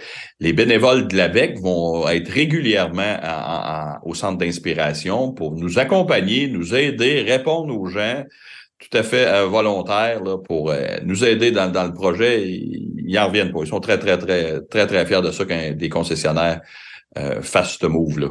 Monsieur Michel, je peux pas vous avoir sans vous poser la question, puisqu'on parle d'électrique. À quoi ressemble le réseau dans la grande région de Québec au niveau de la recharge? Est-ce que vous trouvez que vous êtes bien desservi pour le moment? Oui, c'est quand même bien dans Québec. Ce qui est plus difficile, c'est en région. C'est en amélioration constante. Ça va prendre de plus qu'il va y avoir de véhicules, je vous apprends rien, c'est mathématique. Plus que de véhicules, plus que ça va prendre de bornes d'installation résidentielle. Mais on sait qu'à peu près 80% des gens qui ont un véhicule électrique présentement ont une borne de type 2 à la résidence. Donc, ne se chargent pas régulièrement là, dans des bornes de réseau. C'est seulement quand on fait souvent des trajets. Là. Les grands voyages, oui. C'est ça. Steve Michel, cofondateur du groupe La Forge Kia à Québec. Vous venez de lancer le centre d'inspiration électrique. D'ailleurs, vous allez faire le lancement officiel au mois de mai. Je vous remercie d'avoir pris du temps pour répondre à mes questions. Merci, ça me fait extrêmement plaisir. Merci. Au revoir. Bonne journée.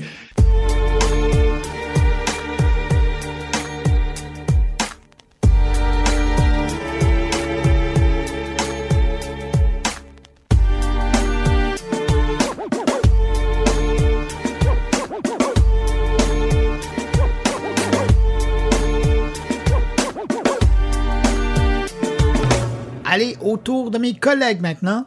Et on commence avec Thierry Weber qui réfléchit à la vie d'après, la vie éternelle et notamment si l'intelligence artificielle pourrait nous garder en vie virtuellement.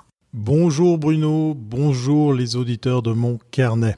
En cette date particulière, oui, aujourd'hui, mercredi 26 avril, j'enregistre ma chronique pour mon carnet. Une date particulière, mais sur laquelle je reviendrai plus tard. Cette date m'amène à me dire que je vais me permettre une petite écartade, puisqu'effectivement, généralement, je prépare mes billets, je les écris, voilà, je vous donne les secrets de fabrication.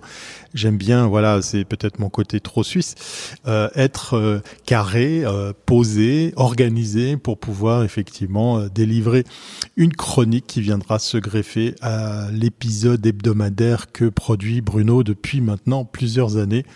J'ai nommé mon carnet. Cette date m'amène à penser à pas mal de choses et une des premières pensées à laquelle je me suis fixé ce matin en me levant, c'est qu'y a-t-il après ?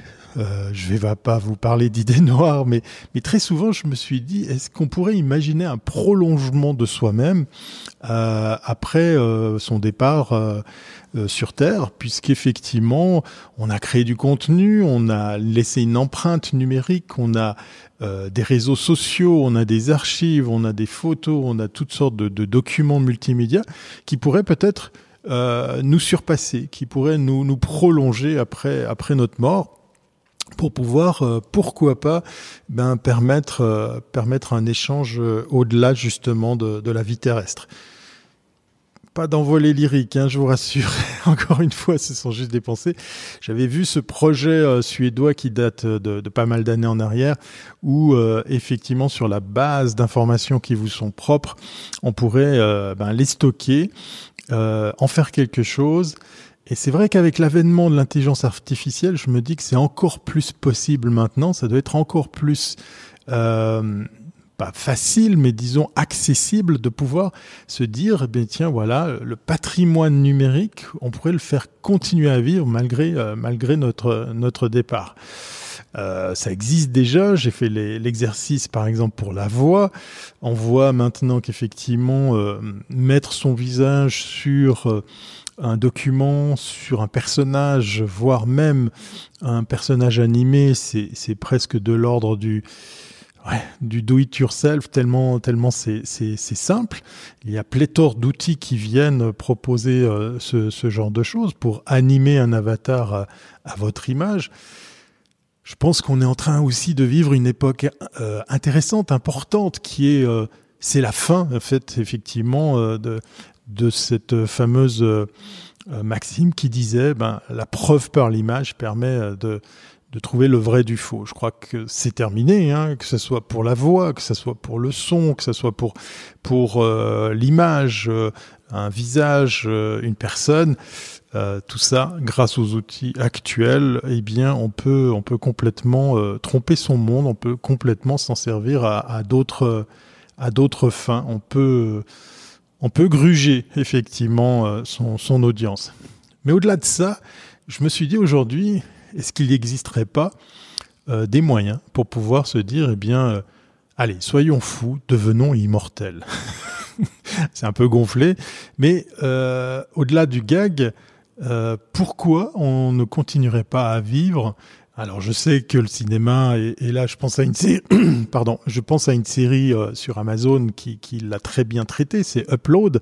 Je suis un peu vénère contre Amazon parce que la suite des saisons tarde à venir, où en fait, c'est pas parce que vous êtes mort que vous êtes plus là. Vous êtes téléchargé, vous êtes uploadé, vous êtes téléversé, voilà, pour utiliser le terme adéquat.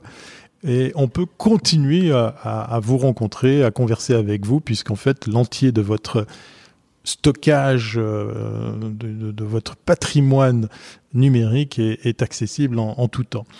On avait aussi vu toutes sortes de choses, que ce soit dans la science-fiction, le cinéma. Mais voilà, comme je vous le disais, il y a de plus en plus de projets qui viennent un petit peu déranger la bonne marche des choses, puisqu'on a pu, par exemple, s'amuser avec Replica. Replica, qui est une application qui avait vu le jour par sa créatrice suite au décès d'un de ses amis. Et elle avait imaginé cet avatar avec lequel vous pouviez converser. J'en avais fait l'expérience, c'est assez bluffant. On a pu voir que le modèle économique ayant changé et certains aménagements au niveau de la technologie ou des algorithmes arrivaient sur des dérapages un peu scabreux. Mais voilà, on allait au-delà du Tamagotchi sur lequel il y avait, de la prévision sur les scénarios avec lesquels on pouvait travailler ou converser ou interagir avec ces personnages. Y aura-t-il bientôt la possibilité d'avoir un réplica à son image, de pouvoir se dire, oui, je lègue mon patrimoine numérique pour en faire quelque chose, pour qu'il me dépasse, pour qu'il me continue, enfin, pour qu'il me survive, voilà, pour utiliser le terme, et permettant ainsi peut-être à des proches, des amis, la famille, à pouvoir rester en contact malgré le fait qu'effectivement l'être cher n'est plus ici sur Terre. Donc ça va venir, je pense que c'est qu'une question de temps, la technologie elle est là. Moi pour ma part je suis très content de quand même faire un lien avec une société suisse, une start-up qui est une spin-off d'une grande assurance ici en Suisse, qui a une façon de communiquer assez drôle. Si vous voulez vous faire des amis ici, en Suisse, vous commencez votre phrase par rapport à un cas de figure drôle, un petit incident, un truc comme ça. Vous commencez votre phrase par « chère mobilière » et vous allez voir le sourire s'afficher sur votre interlocuteur qui va tout de suite comprendre. Allez faire un tour sur Google, je vous invite à aller voir leur campagne qui existe depuis de nombreuses années sur le thème justement de l'accident bête et méchant illustré par des croquis. Mais c'est une autre histoire. La mobilière a innové il y a quelques années avec un service qui s'appelle To-You. To-You, c'est en fait un service en ligne sur lequel vous pouvez préparer votre après pour votre vie numérique. Alors certes, il y a aussi les services concernant justement votre inhumation, organiser votre décès en fait, voilà, votre mort, que ce soit par exemple de faire tous les documents officiels, jusqu'à même choisir les prestataires ou le déroulé de votre cérémonie d'enterrement. Mais à côté de ça, il y a les outils pour, par exemple, nommer des anges gardiens qui vont s'occuper de gérer ou de fermer vos comptes Facebook, Twitter, les réseaux sociaux en général, en leur déléguant des tâches à des amis proches pour pouvoir faire que tout se passe bien, parce que généralement, c'est toujours trop tard quand on songe à s'occuper d'un compte d'une personne qui est décédée. 26 avril aujourd'hui. Je voulais pas parler de mort, mais voilà, ça m'amène à penser à ça, puisque chaque année, on vieillit d'une année de plus. Voilà, c'est le petit cadeau que je me suis offert aujourd'hui, jour de mon anniversaire, pour enregistrer cette chronique, quasiment les mains dans les poches, pour vous amener la réflexion à vous dire, et vous, est-ce que vous auriez envie de prolonger votre existence, de rester en contact, alors certes par des moyens technologiques qui sont un peu particuliers, mais est-ce que ça vous parle? Est-ce que ça vous donne envie? Est-ce que vous imaginez y songer? Voilà, la question est lancée. Ça me ferait très plaisir d'avoir vos retours par les commentaires. moncarnet.com. Et puis, profitez de la vie. Je suis pas mourant, je vous rassure. Je suis juste là dans des pensées philosophiques avec une chronique, je m'excuse, un peu plus longue que d'habitude. Mais pour se dire, voilà, la vie est belle, elle mérite d'être vécue. Et puis, toute cette technologie, ça fait réfléchir sur comment on pourrait encore l'utiliser pour aménager du bien-être en plus, ou au contraire, pas se faire bouffer par la technologie. C'est selon. Profitez de cette belle journée ou de cette belle soirée. Portez-vous bien et à très bientôt si c'est pas avant.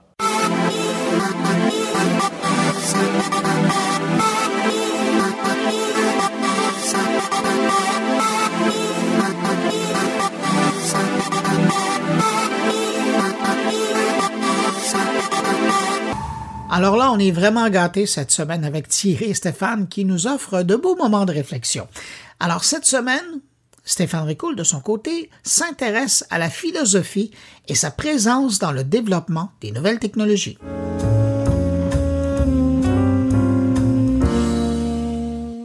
Comprendre le monde par une réflexion rationnelle et critique est à la base de ce que constitue la philosophie. Elle pose des questions fondamentales sur la nature de l'esprit, de la conscience, de la connaissance et de l'éthique. Toutes des questions que nous devons considérer comme cruciales pour la conception et l'utilisation des évolutions technologiques. Sans forcément la nommer, la philosophie occupe une place probablement inconsciente dans le développement passé, actuel et à venir des technologies. C'est le cas pour l'intelligence artificielle par exemple, qui est étroitement liée à la manière dont nous la réfléchissons et la développons, du moins je l'espère sincèrement, et qui parfois, à des degrés différents, est presque toujours liée à la manière dont elle interagit avec le monde et les êtres humains. Répondre à la question si les machines peuvent avoir une conscience ou une pensée autonome relève de la philosophie de l'esprit. S'interroger sur les conséquences morales de l'utilisation de l'intelligence artificielle relève de l'éthique, qui se trouve être la branche de la philosophie qui s'intéresse aux valeurs et aux actes, qu'ils soient bons, mauvais ou appropriés. La philosophie pourrait donc fournir un cadre conceptuel pour comprendre les limites et les capacités de l'intelligence artificielle, ainsi que pour évaluer les implications sociales et éthiques de son utilisation. Mais est-ce réellement le cas? Si les philosophes ne me semblent pas participer ou contribuer à la discussion sur la manière de concevoir et d'utiliser toute cette belle technologie à venir, sauf peut-être Gaspard Koenig que j'aime à citer de temps en temps, mais alors, qui le fait? En Europe, au XVIIIe siècle, il y avait un mouvement philosophique qui dominait, celui qu'on appelait des Lumières. Il tirait son nom de la volonté des philosophes de l'époque à vouloir combattre les ténèbres de l'ignorance par la diffusion du savoir.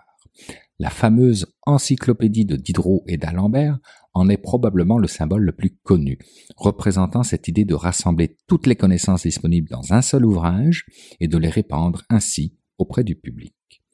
Vous me voyez certainement venir tranquillement pas vite, mais ce que je trouve amusant, c'est qu'à l'époque, ce mouvement est né dans un contexte technique, économique et social particulier. L'ascension de la bourgeoisie, le progrès des techniques, le progrès de l'organisation de la production et notamment des communications, et le progrès des sciences souvent appliquées au travail des hommes. Ce n'est pas sans nous rappeler quelque chose de beaucoup plus contemporain, vous en conviendrez. Le mouvement des Lumières se distingue des mouvements intellectuels qui l'ont précédé par son destinataire, à savoir l'opinion publique. Voltaire, Diderot et leurs amis sont à l'époque des agitateurs d'idées. Ils veulent discuter, convaincre. Ce que je peux observer, c'est qu'aujourd'hui, on tente aussi de se tourner vers l'opinion publique via les médias de masse pour sensibiliser, mais aussi influencer les directions que prennent les développements technologiques. Le rythme n'est plus le même, on s'entend, d'acquisition de connaissances patientes. Nous sommes plutôt aujourd'hui dans un contexte de création de nouvelles connaissances devant absolument faire oublier très vite les précédentes. L'encyclopédie fut un travail collectif mené sur près de 20 ans. ChatGPT sur, disons, un peu moins que ça. Elle fut imprimée à plus de 4000 exemplaires à l'époque. Aucune commune mesure avec la portée de ChatGPT aujourd'hui. Mais parlerons-nous encore, dans quelques siècles, de ChatGPT? À vrai dire, dans quelques années, nous l'aurons oublié, sinon quelques mois. Et pourtant, nous nous plaisons à qualifier de rupture ce genre d'avancée technologique puisqu'elle nous fait emprunter une nouvelle voie, tout comme l'encyclopédie l'aura fait à son époque. Si les philosophes s'engagent dans une réflexion théorique sur des questions fondamentales telles que la nature de l'être humain, la connaissance, la vérité, la morale, la justice, etc., si nous pouvons avoir confiance en la capacité de l'homme de se déterminer par la raison, et si ce qui nous fait évoluer en tant que société reste l'accès à la connaissance pour le plus grand nombre, alors devrions-nous voir dans les géants du numérique, dans leurs dirigeants respectifs et dans leur démarche de recherche des connaissances, l'esprit qui a caractérisé celui des Lumières. Leur pensée sur la nature humaine, la raison, la liberté, la tolérance et la justice, leur contribution à ces pensées, font-elles de ces géants la nouvelle génération des philosophes des Lumières. Bien qu'ils fassent des contributions importantes pour notre société, dans des domaines tels que la technologie, la santé, l'éducation ou encore les énergies renouvelables, ils ne développent pas nécessairement de grandes idées sur la nature humaine ou la société en général.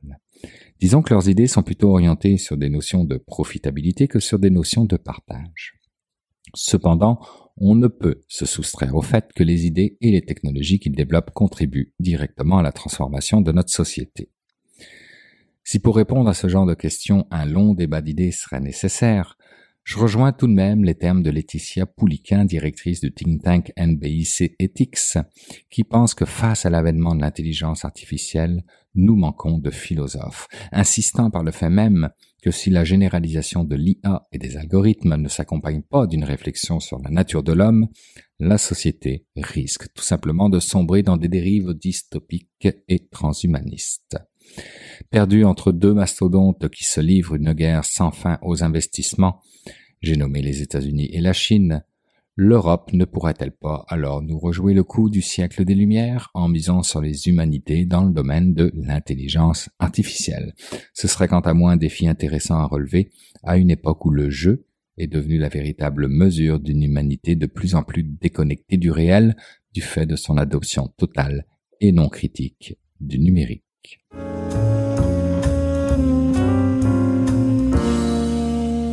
C'est le temps d'aller rejoindre mon ami Jean-François Poulain pour parler UX. Bonjour Jean-François.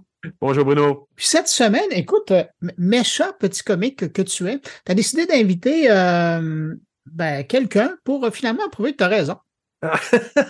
Ça m'arrive comme ça de passer mon message subtilement à travers mes invités. Non, mais là, c'est vraiment habile. Là, c'est encore plus habile parce que, effectivement, j'ai parlé avec Lionel David Guillaume, qui est le PDG de Horizon. Puis Horizon, ça s'écrit O-H, Horizon, parce qu'ils font dans le AR. Et j'ai trouvé ça intéressant. On s'est rencontrés par hasard au MT Lab, le lab de tourisme qui incube qui est un accélérateur de pouces dans le domaine du tourisme. De M. Lessard. De M. Martin Lessard, et voilà. Et donc, on a parlé un petit peu, puis je me suis dit, voilà une belle entrevue qu'on pourrait faire sur le AR. Et la conversation est rapidement passée plutôt sur le bénéfice qu'il a eu, lui, dans le courant du développement de son produit dans les 10 dernières années. Et de là, ma façon de présenter le sujet, oui, parce voilà. que ça fait des années que tu nous dis que c'est important d'intégrer le UX dès le départ d'un projet. Ben, c'est intéressant. Puis en plus, dans l'entrevue, Lionel David nous dit que, moi, je lui demande, est-ce que ça intéresse les investisseurs de savoir qu'ils sont équipés avec du UX? Puis il dit non, ils sont plutôt intéressés à regarder des chiffres. Ça m'a déçu un peu quand même. Parce que je pense que les investisseurs, s'ils étaient vraiment attentifs à leur investissement, ils s'assureraient qu'il y a quelqu'un qui valide leur investissement dès le départ en disant, regardez, on a une méthode, on va prototyper, on va tester, avant de partir sur 1 an puis de donner 1 million, donnez donc 100 000 au UX avant. Mais c'est presque une assurance. C'est une assurance, exactement. Ouais. Et c'est ce que Lionel David nous raconte dans l'entrevue. J'ai trouvé ça super intéressant. Je comprends.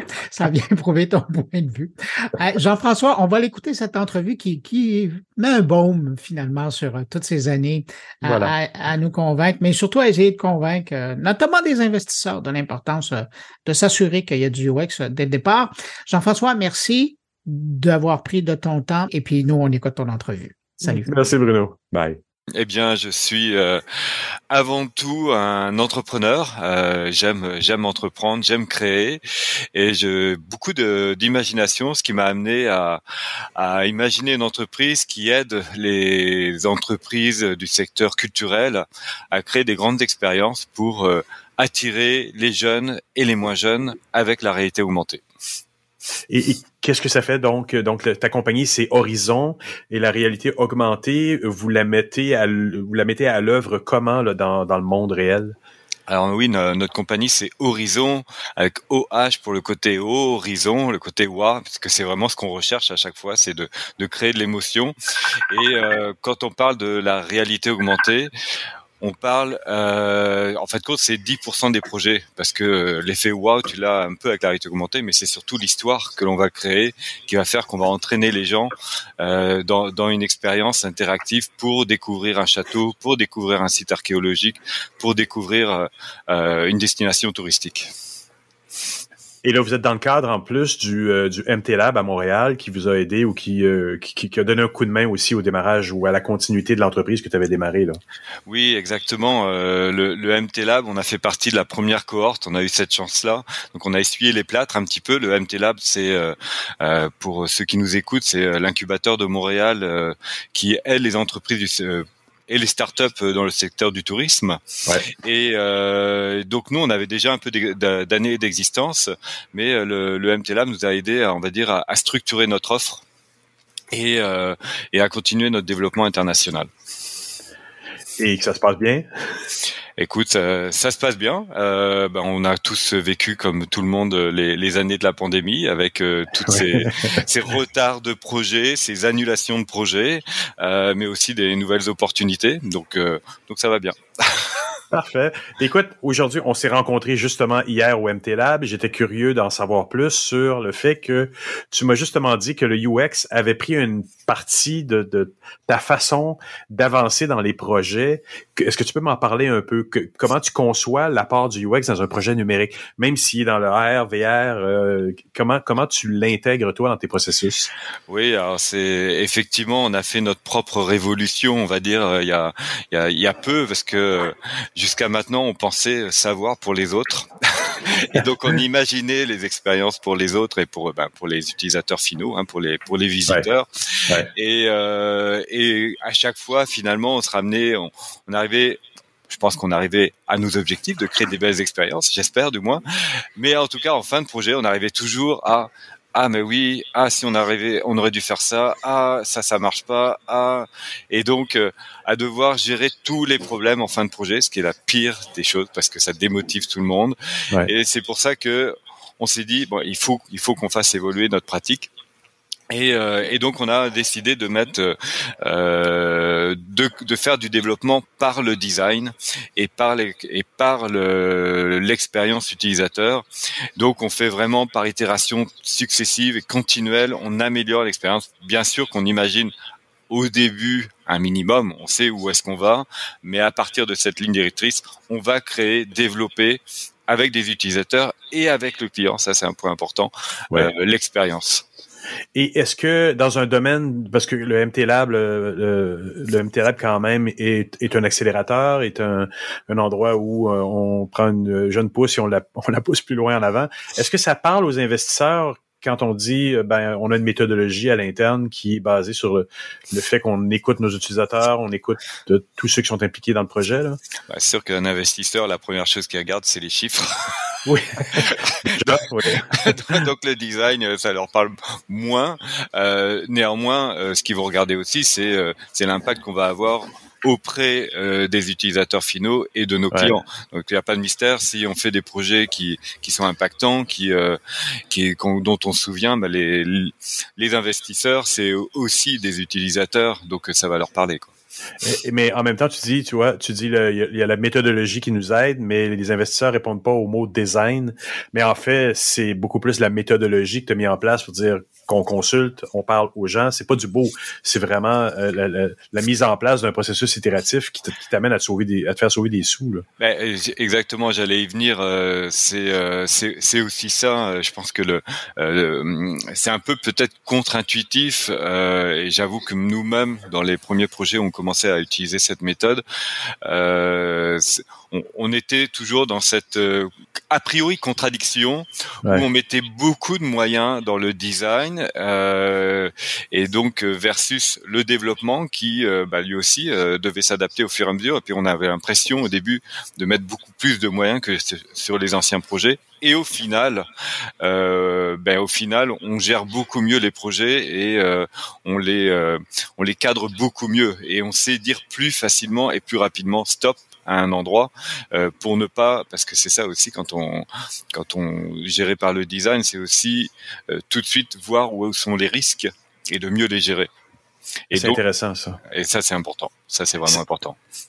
Mais c'est vraiment important, c'est intéressant parce que là tu me parles de gestion, même de gestion du risque, que le design s'intègre dans la gestion du risque, il permet d'éviter d'aller dans des directions ou d'éviter des erreurs ou des pertes d'argent. C'est pour ça que je te demandais est-ce que ça influence les décisions des investisseurs. Et c'est dommage d'entendre que c'est peut-être pas encore le cas parce que s'ils savaient l'effet que ça peut avoir positif, peut-être qu'ils seraient plus enclins à aller vers une entreprise qui a su adapter sa méthodologie en mode plus itératif, en test, en simplification, etc. là.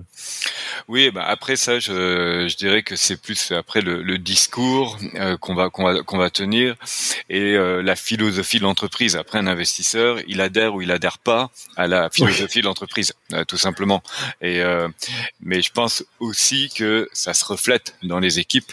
Moi, je vois l'avant, l'après. Donc, j'ai la chance, c'est qu'on a quand même des équipes qui sont stables et qui restent stables. Donc c'est aussi ça a été aussi un projet collectif de faire évoluer notre méthode. On a aussi recruté des nouveaux designers et ça nous a permis d'évoluer. Et je pense c'est même comme un investisseur lui-même, il va voir que la société va bien, que les gens vont bien dans la société. Et ça fait un impact forcément. Une entreprise qui garde ses employés, ça a forcément un impact sur l'investisseur.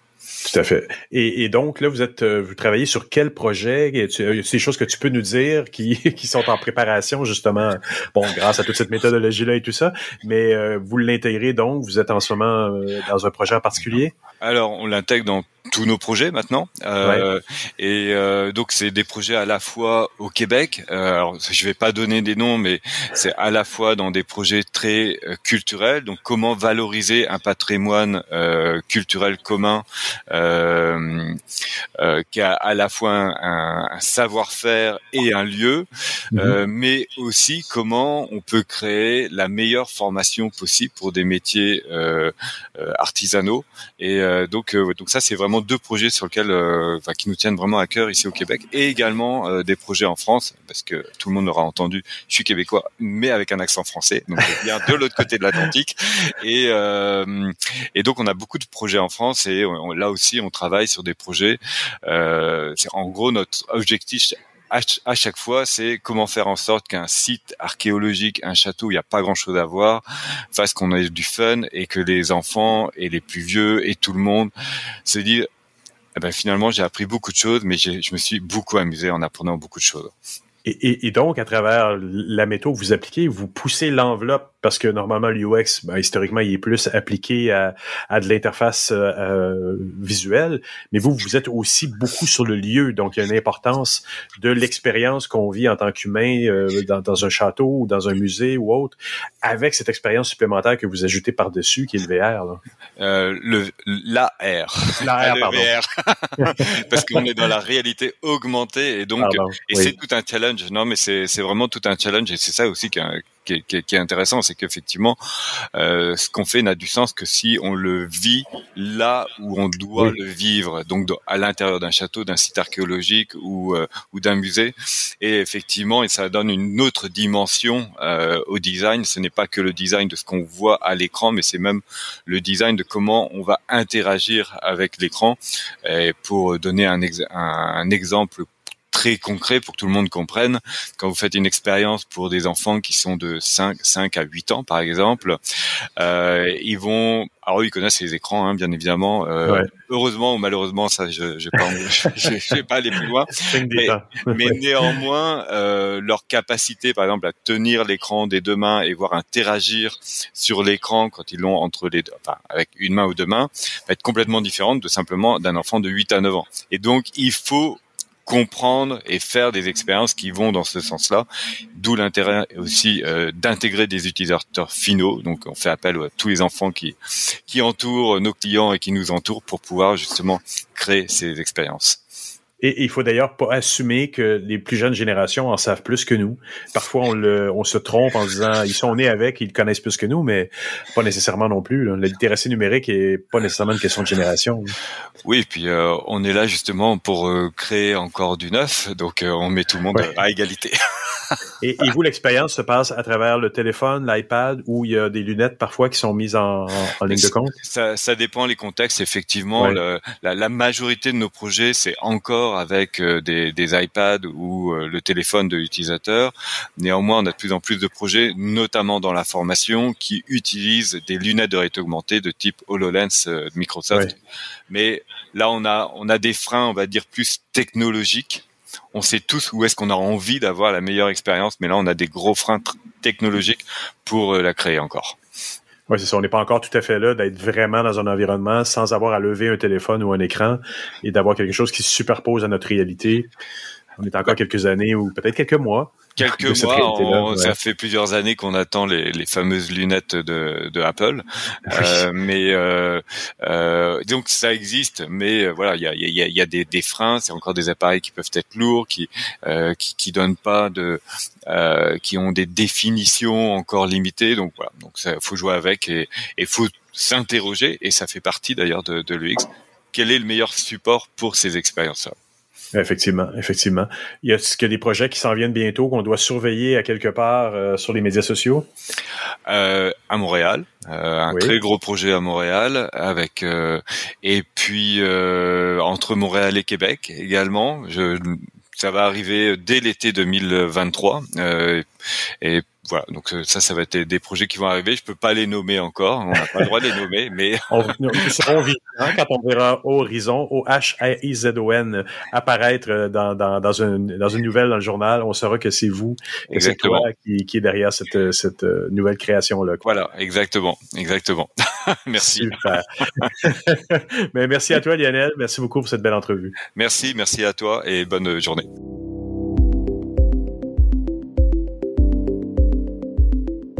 Et ben voilà, c'est ainsi que se termine cette édition de Mon Carnet. Merci à nos invités.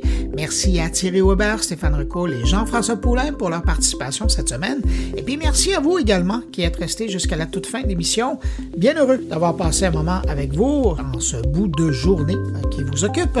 On se donne rendez-vous vendredi prochain pour une nouvelle édition de Mon Carnet. Puis entre-temps, je vous souhaite de passer une excellente semaine. Mais surtout, portez-vous bien.